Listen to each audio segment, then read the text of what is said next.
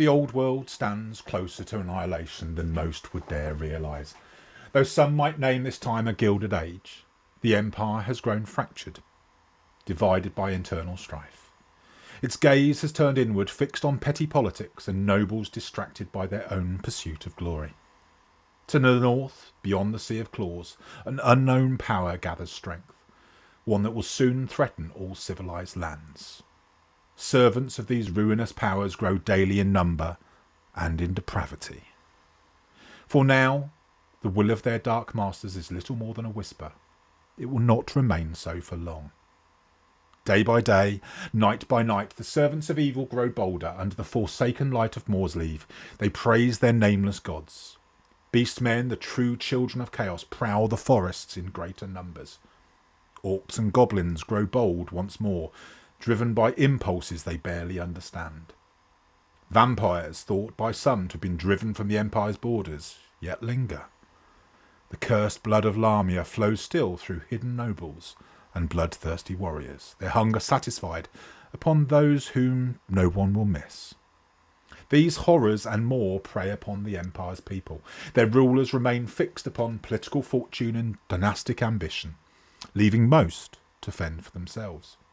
Many ordinary folk follow their example, turning from the signs of growing darkness to focus instead on the demands of daily survival. You, however, cannot. Whether by fate or by chance, dark forces have turned their attention towards you. Perhaps you witness unnatural murders and now chittering killers mark you as the next victim. Perhaps you're entangled in the intrigues of high lords, betrayed by those to whom you once swear fealty. Perhaps you've heard distant drums from the forest's heart and know the beasts within are no tale, but a rising tide of fury poised to devour the world. This is your story, set in the final years of a dying peace, before the tide of chaos rise to engulf all. What will you make of it? This is your story, and as with many tales, this one begins where stories are often shared, over a drink or two, an inn, a coach fort in fact, the journey's end.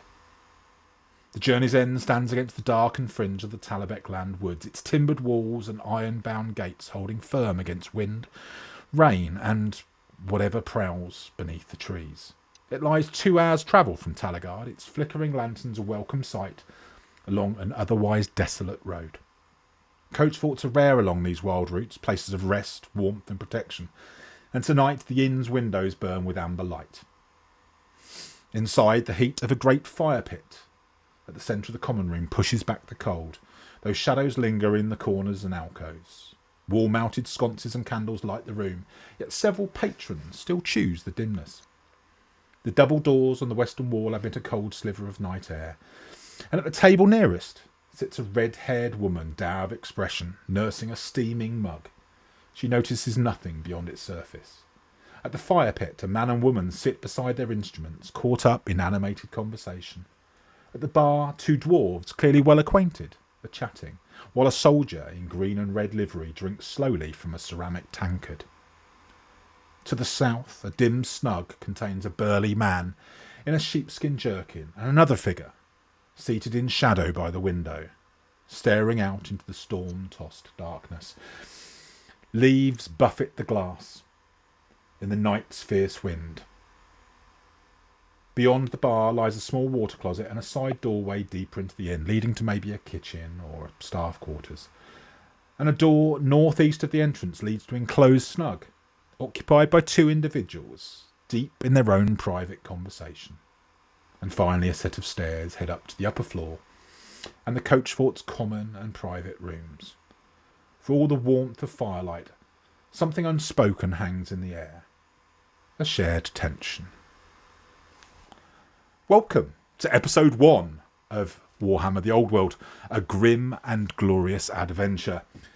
Tonight you join us for our Grim Portent session, where she's designed to plunge our characters directly into the old world's bleak and perilous heart. It confronts them with a challenge too great to ignore, one that demands cooperation, resolve and unity.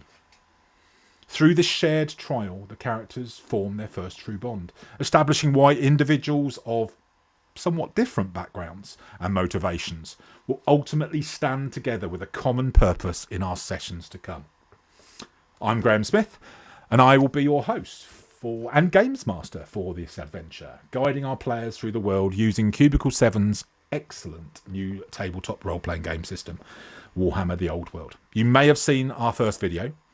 If not, go and watch it now, where the players created their characters. Each are now tasked with yeah, quick plug, absolutely. Each now tasked with surviving long enough to play their part in holding back the dangers threatening Talabek land and the Empire at large.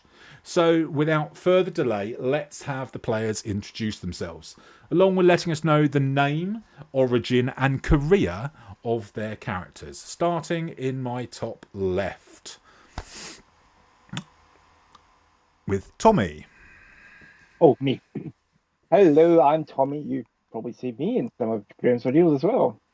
I am playing a human, a Korean human by the name of Evelyn de Loire, who's a Bretonian knight exile.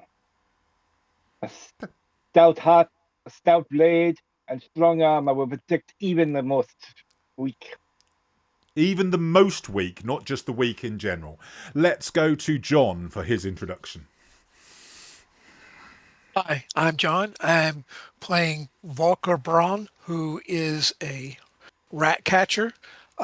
He's a former soldier who was a tunnel rat, and he looks out for the poor, stands up for the poor, speaks up for the poor, and he is he's bedraggled. We'll come to descriptions in a bit. Just Okay. need your name, where you're from, and what you are. At the moment, that's fine. Let's come to Cameron. And from the first session, and you will know me as Scorth Stoneaxe. I am a dwarf who is a member of the Brew Guard. I'm not sure if that's German or Scottish. Tommy, what do you say, being as you are Scottish? Terrible. Sorry, there's no clue what's going on. There's no comment of indeterminate origin. And it'll probably go between. That's cool. Let's come to Justine. Hi, I'm Justine, and I'm playing Kalatemora of Safri, a high elven wizard who is a necromancer, but not the bad type of necromancer. It's more a sort of exorcist type necromancer. Deals with the dead rather than gets it to do its bidding, if you will, I guess. I think maybe. Although, I guess some of the stuff you do is still getting it to do its your bidding, but not for nefarious purposes. Utilizing the amethyst winds instead of utilizing the Har energy. There we go. That's the difference. Cool. So, we have at the bar, seated at the bar, we have Scorth. To his left is a soldier in red and green garb, and directly opposite is a dwarf who kind of looks like he has a lot more years than you would expect. His face is a mass of deep lines and weary creases. His beard is very undwarf-like. It's dishevelled and tangled and looks like it's not particularly receptive to grooming. Perched upon his head is a crushed felt hat. Looks a bit like a trodden mushroom. And he wears that almost like a crown. He's got a sleeveless leather jerkin on, a once white linen shirt, which now is a quilt of various other colours of ale, sweat, and some other mysteries that best be left unknown. And he's got a pewter tankard in his hand, which he's polishing with a rag that looks like it's more likely to make it dirty than make it clean. He's doing this without really thinking. And he's obviously been engaged in conversation with the dwarf opposite him. And he turns to this dwarf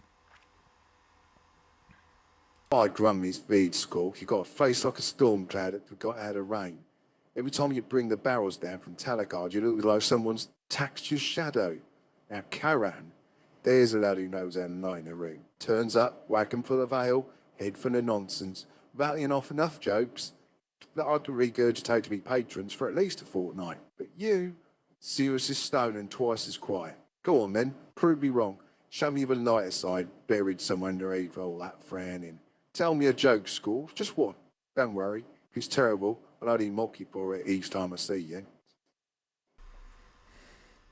It was a mistake working with my cousin. Alright, you want a joke? I'll give you a joke. So, a man, human, an elf, and a dwarf walk into a bar. They order 3 beers. Now the human, he gets a beer and a fly flies into the beer.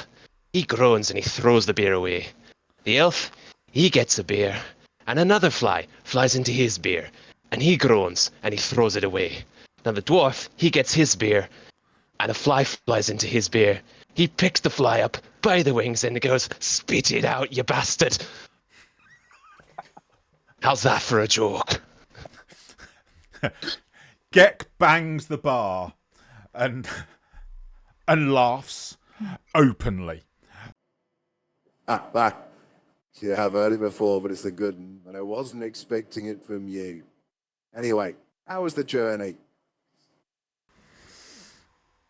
It's the same journey I make every time, and by this point, it's nothing new to me. I can only be thankful that I didn't have to break any skulls along the way. So you didn't say a thing then. Business has been better than a brewer's feast these last 2 weeks, Scorf. Folk have been flooding here long before sundown. Too spooked to make the last 2 hours to Halagard in the falling night. Can't say I blame them. Something's out there in the woods, and whatever it has, spooked, jumpier than a goblin in a churchyard.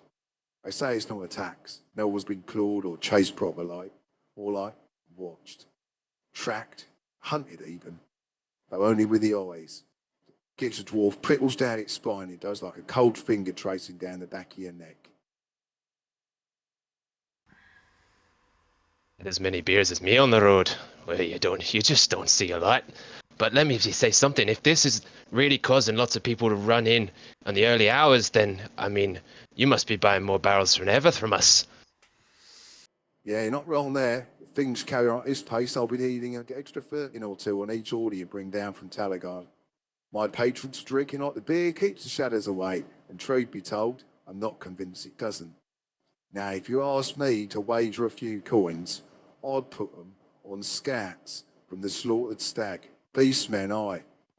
One of them Serat Kinbrand passed through last week, quiet lad, sharp-eyed, and he said their numbers are on the rise. Their band's getting bolder, and bold beastmen, well, that's trouble. Whether you've seen them or not. I'd put an extra man on the stockade at all hours. Costs a bit, sure, but the new trade more than pays for it. Folks will always pay for a roof and a strong gate when the night feels like it's staring back at them. Speaking of beer, you wanting another one? Make it 2. Actually, you know what? Make it 3. He goes over to the barrel on the back of the bar and he taps out 3 drinks, lines them up in front of you. Do you sample one? No, there's none about that. I've again, I know Gek, I trust him. I grab 2 tankards, 1 in each hand, and I immediately pour 1 down my throat. And then I give a good slam on the back on the desktop of the counter when I. So you know that normally the beer in here is really good, and you recognise this beer as being one of the beers that your brewery sells. Which is from Anvil Ales. And this one, though, it's a bit fizzier, it's a bit livelier, and maybe a bit cloudier than normal. I mean, it still tastes okay, but it's maybe not as good as you'd expect. I look at the tankard for a moment, and then I just kind of go, "Gek, what are you giving me? You haven't given me elven beer, have you?" Aye, Scorf. I know this batch is a bit lively. Hasn't had time to settle down proper. Tray's been so heavy, I've sold clean through every drop of Danville Ale stock. AAA, Anvil Stout, Anvil Dark, all gone faster than half in at lunchtime. This from the lot you just brought in. Barely had an hour in the cellar before I had to tap it, so it's not quite as smooth as it should be, I'll grant you. But it's still dwarven ale. Proper stuff, not that man-made piss they call beer down in the towns. I'd sooner drink mop water than touch their swill. So aye, it's young, but it's honest. And my patrons will drink it and thank me for the privilege. Yeah.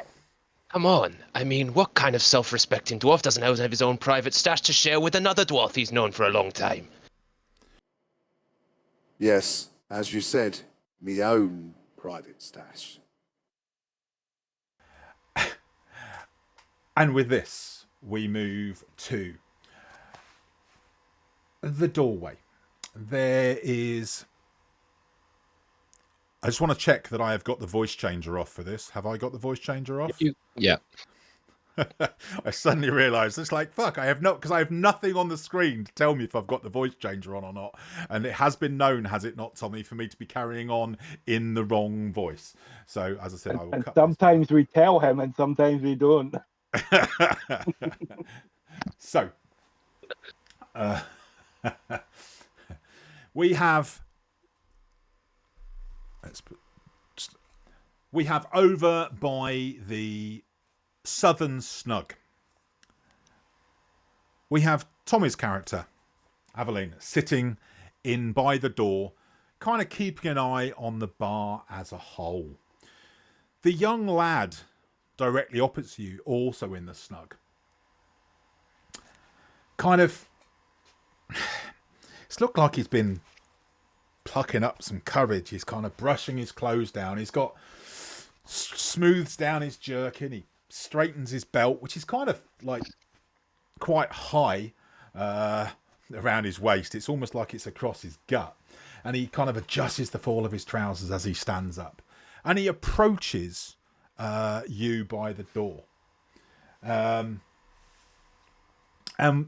As he gets close to you, Aveline, he... Hi, I don't know what I should call you. Sir? Mom? Milady? You should call me go away. I am leading. I was hoping you wouldn't mind terribly if I joined you. These roads, these woods, they can make for lonely travelling, and my mum always said company's a comfort. My mum said nothing because she was dead after I was born. You're not going to go away. You're not going to go away, though, are you? Sickly blue. Well, easy, if you don't mind, but if you'd rather keep your own thoughts and share a table with someone like me, I'd understand completely. I normally come here because I know the folks when I'm making my delivery, but today, I apart from the barman Geck, I only know the bards, and, well, they're not really my biggest fans. So I thought it'd be nice if I joined you. How young is it? How young is this lad? So he's probably in his late teens. He is a really strapping lad, muscular. As I said, he's got like a fleece, a sheepskin jerkin on, and it's tight, but it's like short sleeved, and where the sleeve, he's really like a big strong lad, basically. But you would say it's difficult to tell because people grow up and do tasks earlier in this sort of society. Yeah. Somewhere late teens, I would say.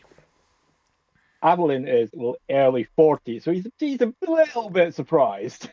Yeah, I mean he's not come over with you're not sensing that that's his motive. It feels like he is just coming over for company and maybe the chance of a chat. So yeah, he kind of sort of gestures as if he wants to sit down. Everyone knows, not Aveline's type at all. Being the wrong gender. Okay. But, yeah, well, Well, I would say is just sort of close the book, put it down, and say, "Well, very well then. The code says, please take a seat." Oh, thank you. Well, as I said, Cake always lets me stay when I drop off the woods, even lets me have a bowl of stew. Oh, what are you reading? It is the La Passion de Brévions. It is Bretonian poetry. He sort of looks a bit confused, almost like he's having to process the words that you've said. Oh yeah, Gregorian poetry. Yeah, I quite like that myself. That's one of them there flowers, a begonia, isn't it? Bretonia, the kingdom of Bretonia. Oh, well, I don't really know much about yon here. Me and Ma and Pa, we've got a place out in the woods. Been there all my life.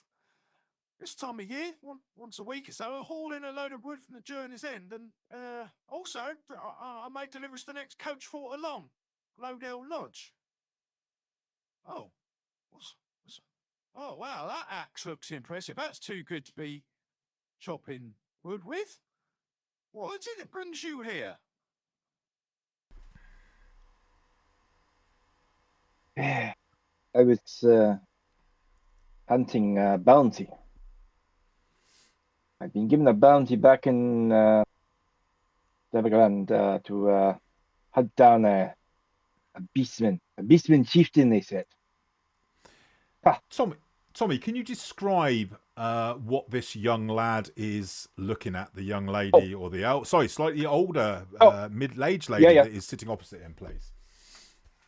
So Evelyn is stout, not tall but not short. She's got a haggard, scarred face. The look of someone that was a beauty at some point in younger life, but now is just marred with battle and with sorrow and loss. Her red hair is well kept and quite long, you expect for being someone that would wear a helmet. Her armor is not pristine. Her armor is well used. It carries batters, it carries scars. It is very well maintained. You can tell it's been repaired professionally. Is she wearing the armor in the bar? Just out of interest? Yes. She is. Okay. There's no rust on the armor that one might expect, like some big suits of armor would have. It's all been maintained well, and emblazoned in the front is a rose carved out of metal. Of course, she has the big, huge, great axe, but it's sitting by the side of her, along with her sword and shield. And yeah, I think that's pretty much how I describe her. Okay. So not someone you'd want to mess with, but not the most approachable person either. So that's why she's kind of a bit astounded why he's talking to her. Okay. So over at the bar, Gek kind of taps off a beer, pats Scorf on the shoulder as he goes past, and he brings the beer over to the young lad that is sitting at the table with you.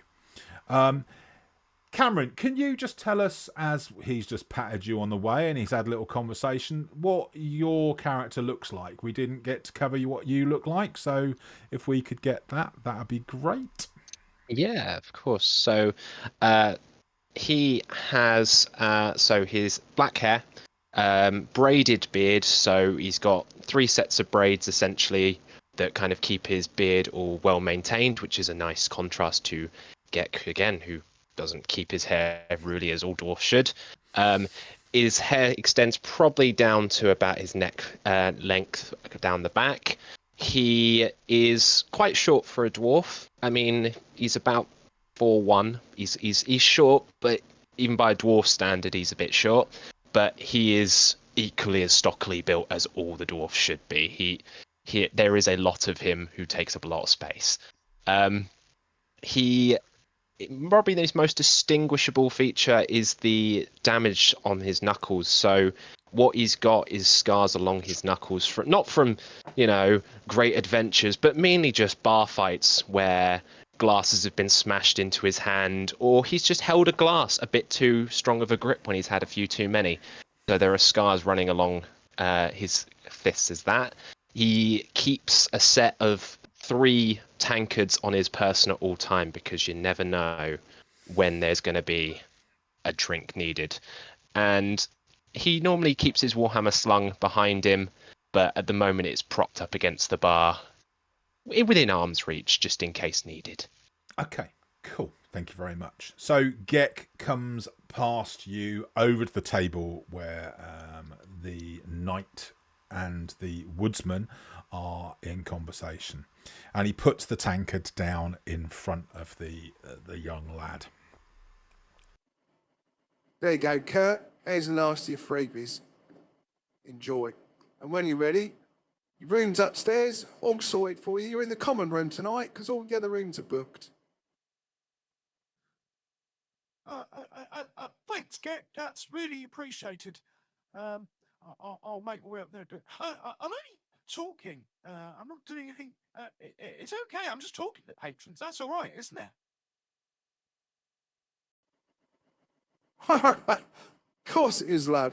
You need to grow up here. Stop worrying about what everyone's thinking. Oh, yeah. Grow up here. Yeah, of course. I'll do that, Get. Thanks.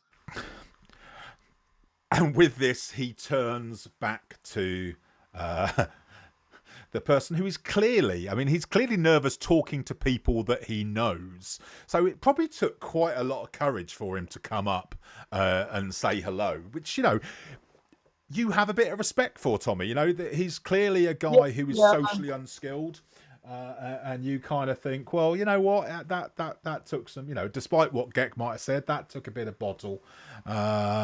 So do you engage with him, or do you just pick up the book with him sitting there? He doesn't seem that forthcoming with conversation. He asked me what I was doing. I said, yes, the bounty, the hunter, a beastman shaman, they said, a beastman chieftain, and 5 hours I've been walking, 5 hours to get to the place, and you know what they sent me to kill?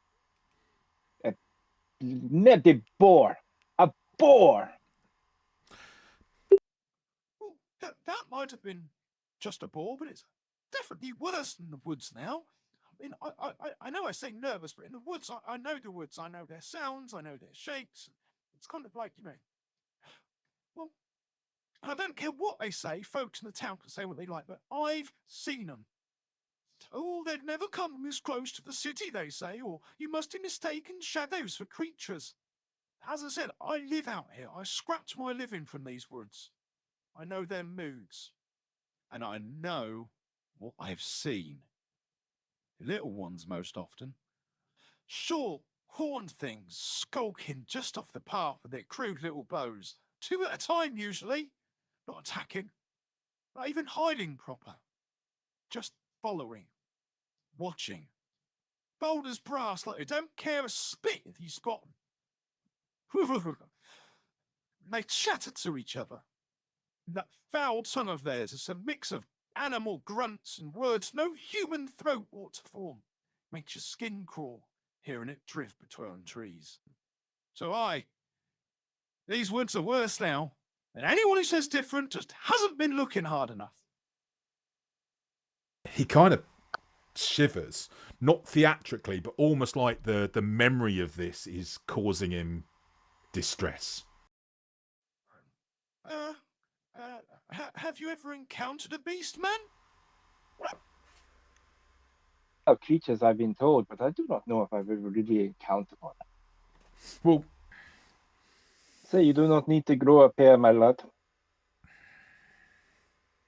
Many soldiers that would not go into the woods these days, and you work in the woods. You work, you help to die to your family, you have to make your living in them.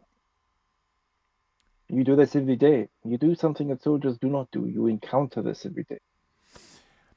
what gets me, Cameron, at this point, when Tommy mocks your Scottish accent, you only have to turn around and say, I mean, this is like a bad game of a lower low, the TV series, as it's badly done accents of various kind. Clearly, you're a Scottish pilot that crashed in France. Thankfully, I'm not doing the people of the Empire as bad German accents. I'm just doing them in regular accents, because if I had to do different German accents, it would become farcical. So that is, we leave Avalon and Kurt chatting away, or not really chatting that much. He's kind of happy, just to kind of be at a table with someone. Maybe there's an occasional word shared.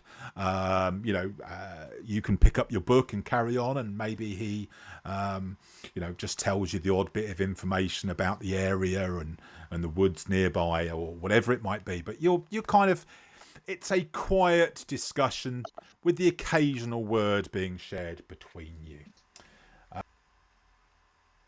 And a short amount of time goes past, whereupon the doors of the journey's end burst inward with a crack of wood and wind, which slices through the exchange between the woodsman and the knight, kind of startles them slightly. And with that sort of wind, you can kind of get that scent of the rain and the pine trees and so forth. And framed in the doorway is a lone figure. Quite tall, straight-backed, immaculately dressed. Almost like the storm, it can't be asked to sort of land on him. His dark coat hangs very well down to the knees. But over it, he has a tattered green cloak. He's got a flat-topped, wide-brimmed hat, kind of reddish-brown in colour, which sits on his head. And he has very hawkish features, blonde hair, and without speaking, also he looks pretty lean. He looks athletic, quite mean. Yeah. And without speaking, he spins round, slams the door shut behind him with a heavy thud, and then turns back to face the room. Without going into the room itself, he calls out from the doorway, "Innkeeper! A room, food, and a tankard of ale." Behind the bar, Gek looks up with kind of a bit of a grunt. Aye, of all that and more. These you told the old in me bar what you'd be needing. Do you want me to go out and tell the rest of Talabek land before I sort that for you, my lord sit? I've got lords stopping here tonight. Don't need those that ain't behaving like one.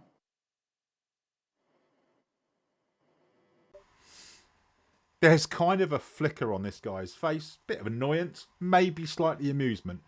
But he doesn't reply, strides towards the bar, passing the central fire pit as he does so.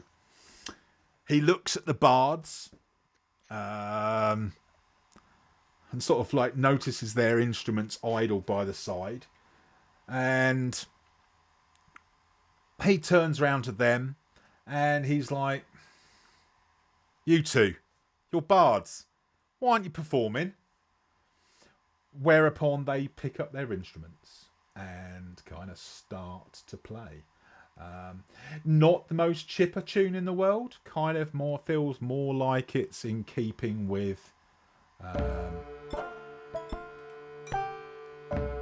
the mood of the bar.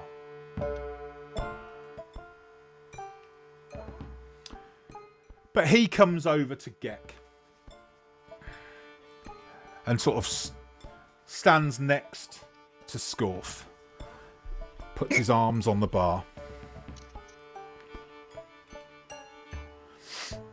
Well, takes the beer that Gek's put in front of him. "I'm looking for a man named Volker. I was told he'd be here. John, can you possibly make your first roll of the game? I would like what I would like from you is an awareness check. Now, I'm going to briefly explain how the rolls work before you make that roll. So when I'm saying make the roll, can you just hang fire for a moment? So, John, you're going to be making a basic test. In this situation, you'll be using a skill and a paired characteristic. Now, in this case, your skill that you are going to be using is going to be awareness. And that is one of the initiative-based skills. So you'll be rolling a number of dice equal to your stat that is associated to the skill, and you need to score under the actual skill level.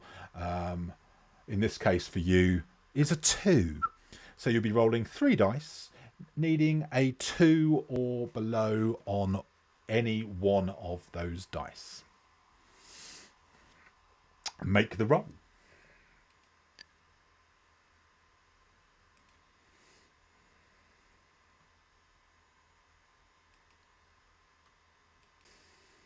Okay, so as we can see from John's roll here, he rolled 3 dice, needing a 2 or under. We got a results of 2, 4, and 8, which means he succeeded.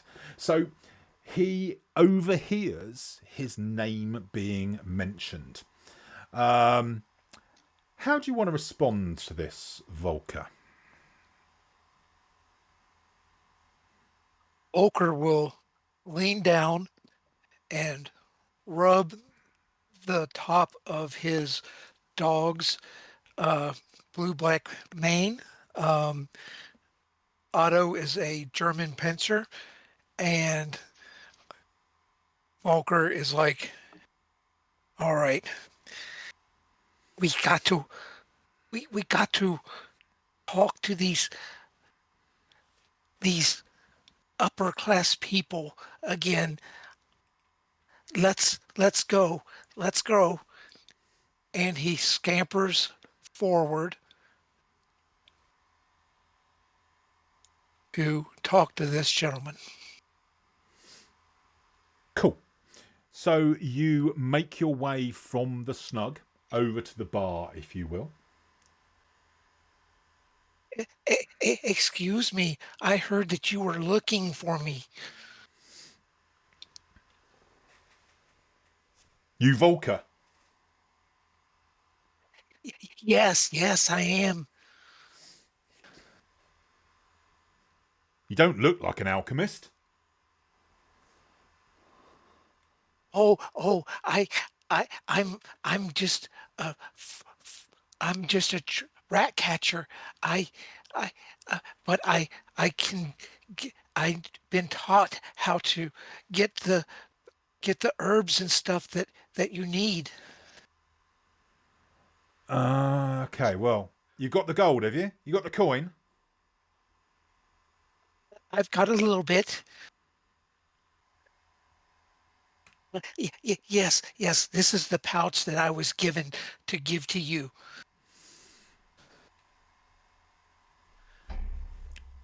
He puts out his hand, takes the pouch, doesn't look inside, just kind of like weighs it up. And then he kind of like looks at you up and down. What does he see, Volker? Well, he is a quite dirty looking little man. He's 5'3", so he may be shorter than the dwarfs there. He is carrying a coat with him. He's got a sleeveless white shirt on, but it's hard to tell that it's white because it's got stains all over it. His shoes and his pants are threadbare, patched up. Sometimes there's some odd-looking patches that don't match the material, and he keeps his head, the sides of his head shaved, but he's got a long got long hair that's getting tangled up and almost looks like dreads on top of his head. Somewhat matted with unspeakable materials and substances, I'm guessing. So yeah. Yes. Yeah. It's like, But lovely. his dog is immaculate. His dog is very well brushed, and he likes to take care of Otto. So he kind of like moves inside the cloak, which he sort of like throws off his shoulder and so forth, and he goes inside the coat and he brings out a linen wrapped bundle. Its corners are tied neatly, and it looks a reasonable weight. It looks like a brick size, if you will, and quite compact. Don't be fooled by the wrapping. There's leaf warding in there, keeps the damp off and the cold. Everything's sealed in proper, and there's some premium stock in there. Not your everyday hedge witch poultices either. What I don't get is how someone like you ends up running errands for a apothecary. What's in it for you?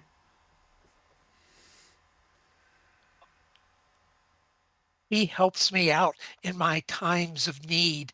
I'm more than happy to run things for her. He kind of like, he's given the thing to you, you've replied, you've given an answer, and he's kind of dismissive, and he sort of swivels round, so he's now back facing Gek behind the bar, Scorf to his right, the soldier to his left. And he turns around to Gek and he's gone, "You going out to kill the beast there for food, dwarf? Man could die of hunger before getting fed here." Gek ignores him and speaks to Scorf. Hear that, Scorf? There's a would-be lord in here wondering what his own tongue would taste like. Food will be when I put it in front of you and not before. And I suggest you mind your manners, or Scorf or myself here will be instructing you on that front. The guy says nothing, doesn't respond, kind of like makes a bit of a wry grin, but doesn't say anything to Scorf. It's almost like, do you know what? That's a fair enough answer. I deserve that. And we move to the scene in the snug, the upper snug, where we find an individual, a gentleman seated with an elf, away from the hustle and bustle of the common room. He has dark curly hair, which frames a tanned face, few scars, and he's got the sort of face and look about him that suggests trouble more than kindness.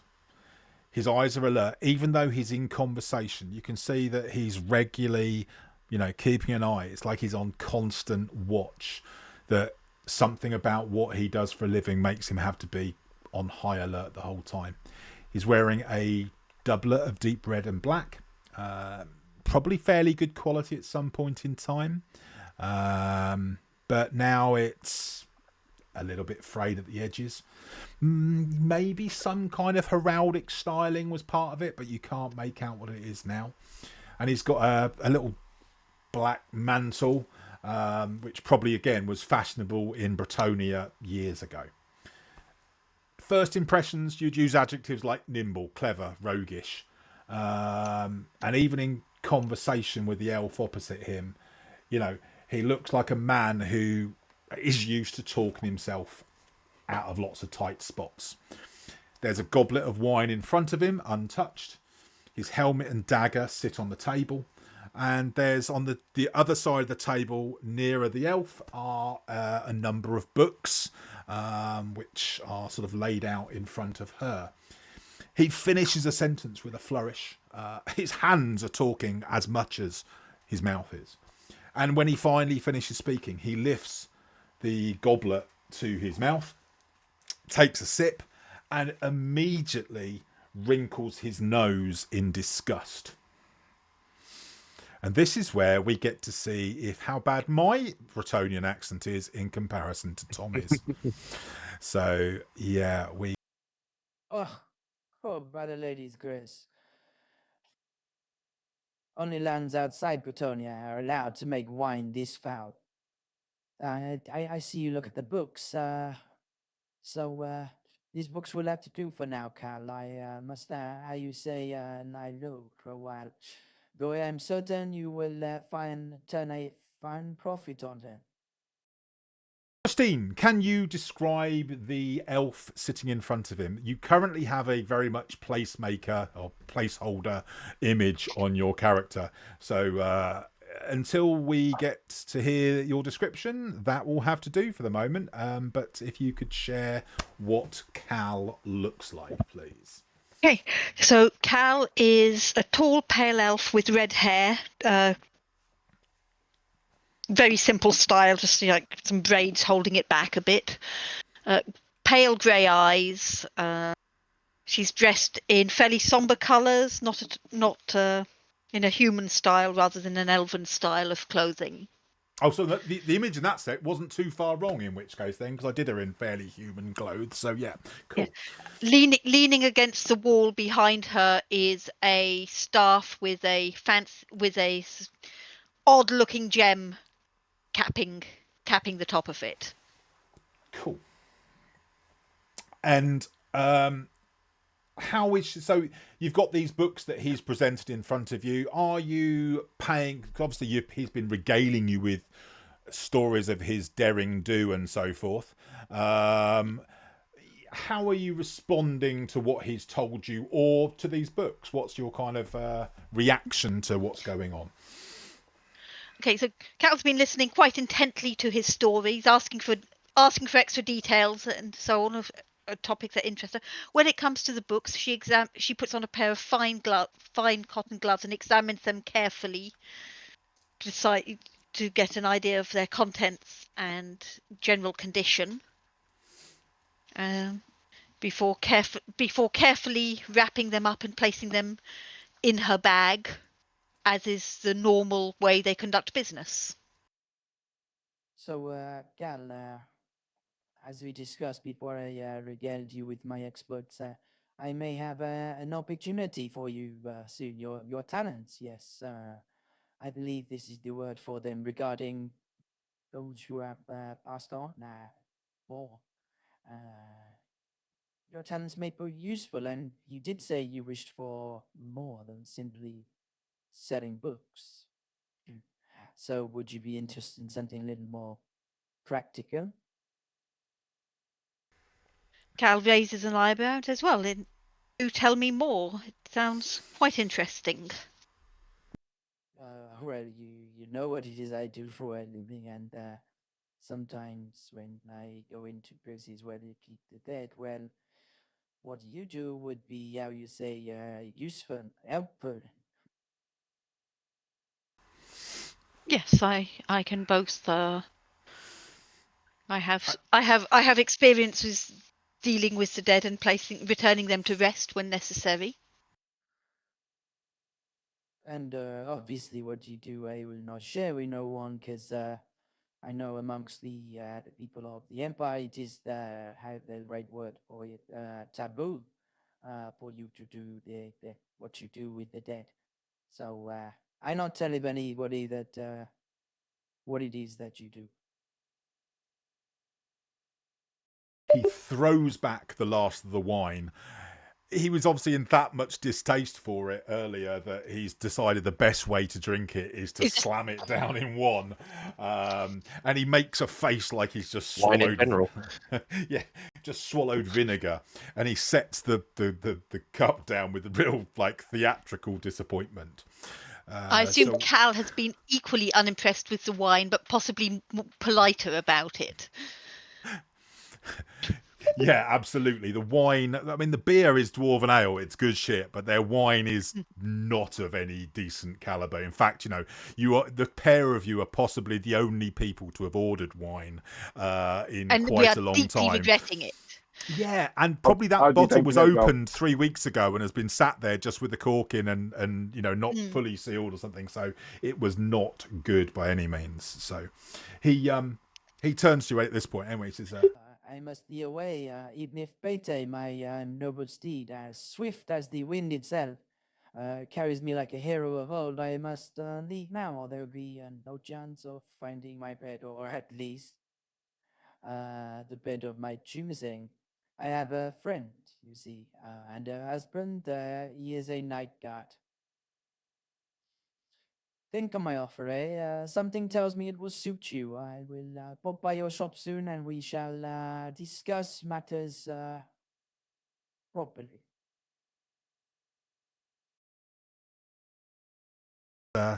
this in more detail.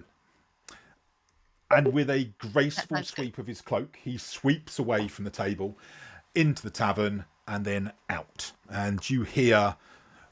I was going to say horse prints. That's not the right word. You hear horse prints going off into the distance. Hoofbeats. Yes, absolutely. So you hear coconuts going off away into the distance is kind of how we are. So that is the 4 of our characters introduced. We have Scorf, we have Volker. We shall delete Jamie de Sabatin from the screen. We have Aveline.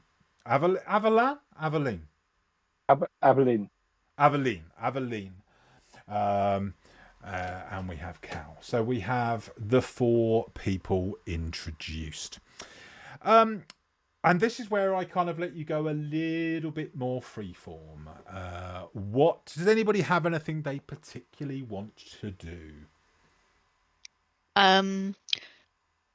Specifically, go to the front of the bar and ask them to open a fresh bottle of wine.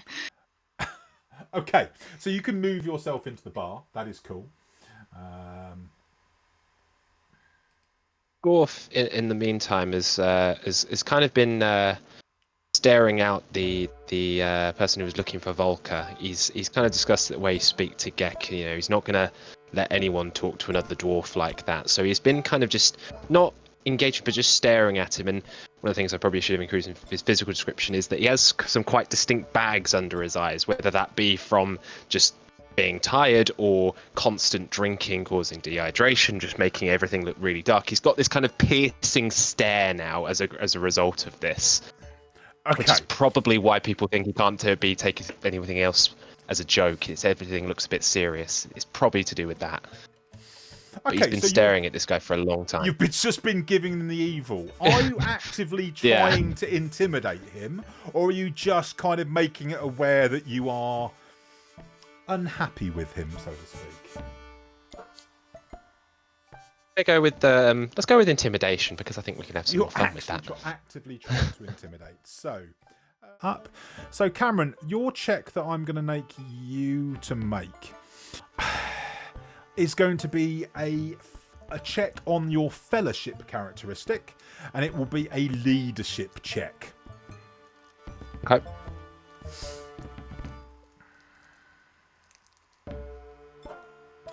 But the difference between this and the one that we did earlier is this is going to be an opposed check.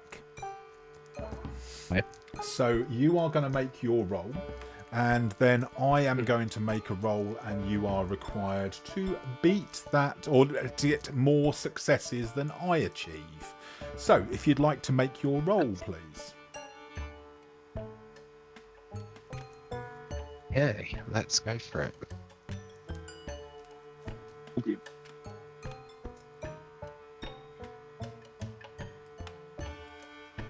Yeesh.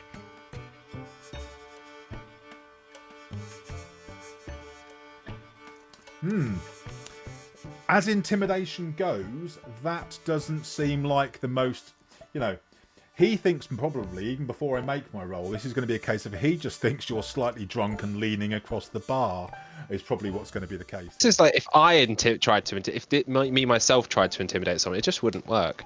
Yeah, especially being as he had one success as well. So whatever it is you're trying to do, I'm going to say he doesn't even pick up on this fact. Working. It ain't working. That ain't working. Not at all. Cal, you have come to the bar and you get Gek's attention.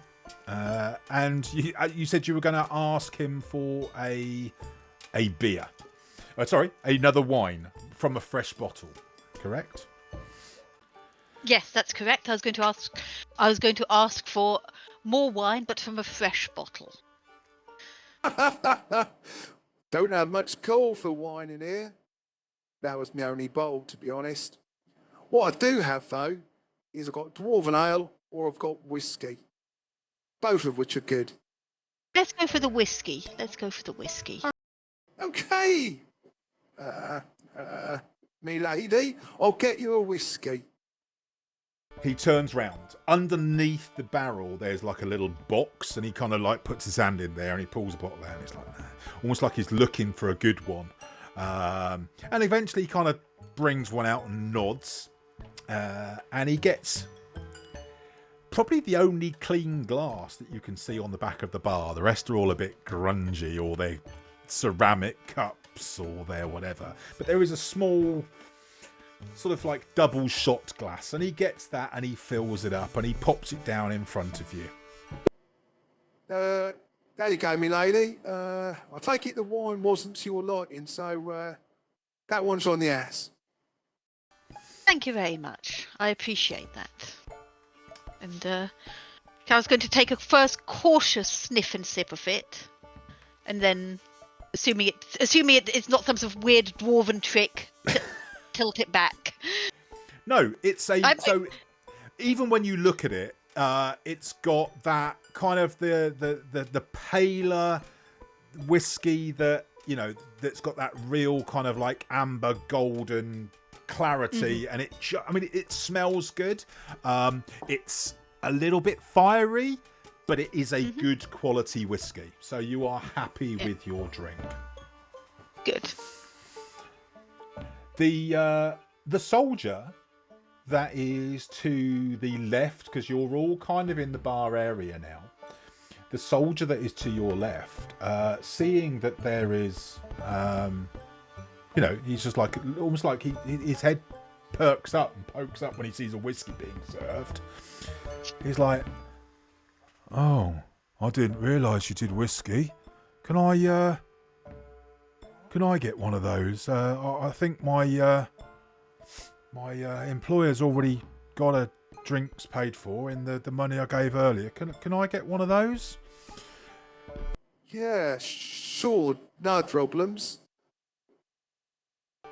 And Gek pours out a whiskey and pops it in front of the soldier.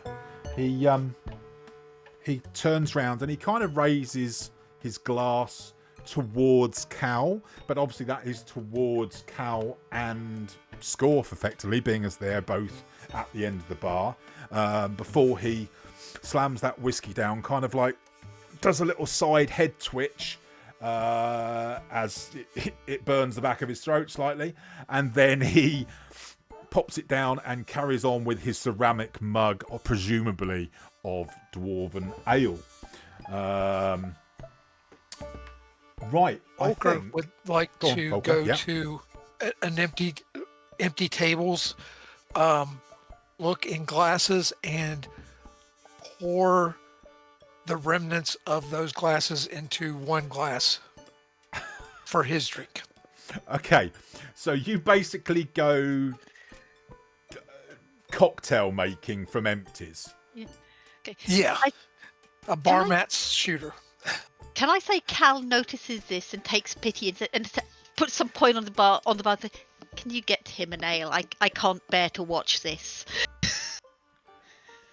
So, yeah, he's been sitting in the snug for ages, and he's not had a drink the whole time.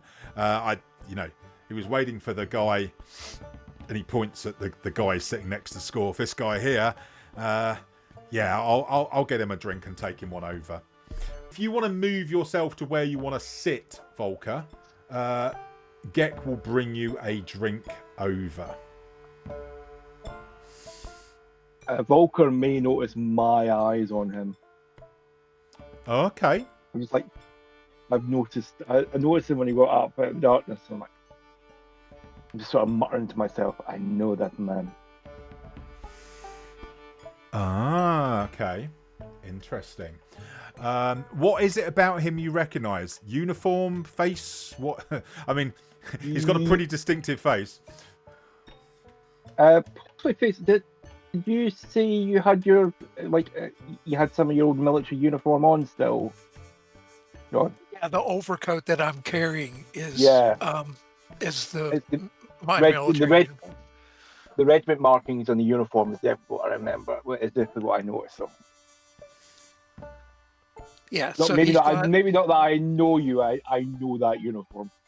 Yeah, and he's got a patch for the tunnel rats embroidered on the arm of the jacket. So you may see that coming into view a little bit. Okay. So the guard. I'm saying guard. He's not really guard. The soldier that is at the bar. With the fact there's now more people in the bar area. There's the guy sitting next to him, who we haven't got a token for. There's Scorf, there's Cal, there's the two bards, there's Volker, and Gek, all at this end of the bar. He kind of sort of addresses all of you. He kind of like has a bit more of his beer. And he's got... I suppose I owe everyone here an apology, truth be told. Rolf kind of looks over, he goes, "Well, I don't know what for, but if you want to buy me a drink as an apology, that's fine by me." Oh, I've booked up every... I don't know if you people normally stay in the rooms here, but unfortunately I was sent ahead for my employer and we've booked up every room, so... anyone else staying here tonight, you'll be sharing a common room.